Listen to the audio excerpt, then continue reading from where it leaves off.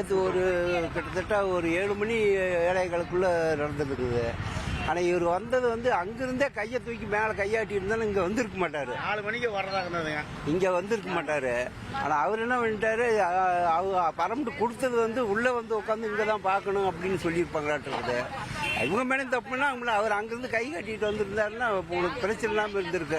ஆனால் போவாட்டி போகுது, இப்படியே போயிருக்கலாம், பார்த்தது போது அப்படின்னு போயிருப்பாங்க. ஆனால் அதெல்லாம் கவனம் இல்லாமல் விட்டுட்டாங்க. ஆனால் இங்கே எல்லா பக்கமும் உடச்சி கிடிச்சு அது பசங்க செய்கிற வேலை பெரிய வேலையாயிருச்சு. அவங்க மேலேயும் தப்பு சொல்ல முடியல.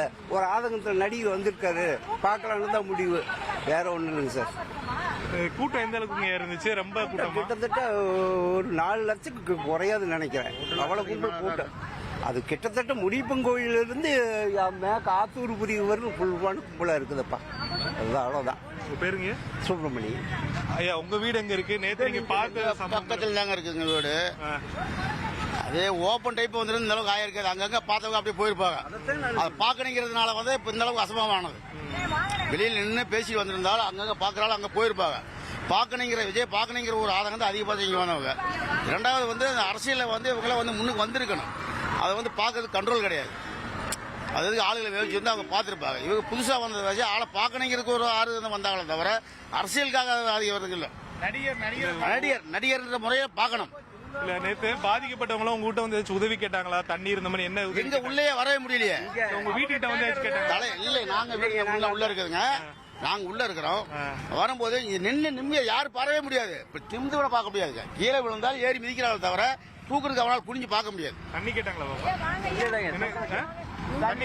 இல்ல, விஜய் மேல இருந்து அவரே எடுத்து கொடுத்தாங்க. தண்ணி இல்லைங்க. இங்க ஜனக்கு தண்ணி குடுக்கலையாட்டு எல்லாம் வந்தவங்க எல்லாம் விளையாண்டு வந்தவங்க கிட்டத்தட்ட ஒரு 25 கூட பக்கத்தான அங்க மோந்து கொடுத்துட்டு எல்லாம் குடிச்சுக்கிட்டே இருந்தாங்க. பாவம், அதுல எல்லாம் எந்த குறையில. தண்ணி எல்லாம் கொடுத்தாங்க. அதெல்லாம் கொடுத்தாங்க. நாங்க குடத்தை வச்சு எல்லாம் கொண்டு கொடுத்தாங்க. இப்ப உங்க ஏரியால யாராச்சும் உயிரிழந்து? வீட்டுக்கு எதிர்த்தாப்புல ஒரு 1.5 வயசு குழந்தை ஆம்பளை பையன் இறந்துட்டானுங்க. குழந்தைய பாக்குறதுக்கு அந்த பிள்ளை தூக்கிட்டு போயிருக்காங்க. அந்த பிள்ளை கூட்டிட்டு தம்பி பையனை அக்கா தூக்கிட்டு போயிருக்கு. 1.5 வயசு குழந்தை பையன் தூக்கிட்டு போற பாக்குறப்பதான் கீழே விழுந்து அந்த பிள்ளை கீழே ஏறி மிதிச்சு அந்த பையன் போய் ஒண்ணுமே பண்ண முடியல. ஆளு காலி ஆயிட்டாங்க. இப்பதான் இன்னும் இங்கதான் அழுகிட்டு இருக்காங்க. மூச்சுத்திறனால கூட்டமா நெருக்கி எப்படி தப்பிக்க முடியலன்னு மூச்சு எங்க குடும்பத்துல ஒருத்தவங்க இன்னைக்கு இறந்துட்டாங்க சார். நாங்க மதுரையில இருந்து வந்திருக்கோம். முறை வேணும். போலீஸ் குவார்டர்ஸ்ல தான் இப்பதான் பாடி வந்துச்சு. என்ன பண்றாங்க அவங்க? என்ன பண்றாங்க? போலீஸா இருக்காரு. அவர் போலீஸா இருக்காரு. அவங்க ஒய்ஃப் தான் இறந்துச்சு. எனக்கு மகன் வேணும்.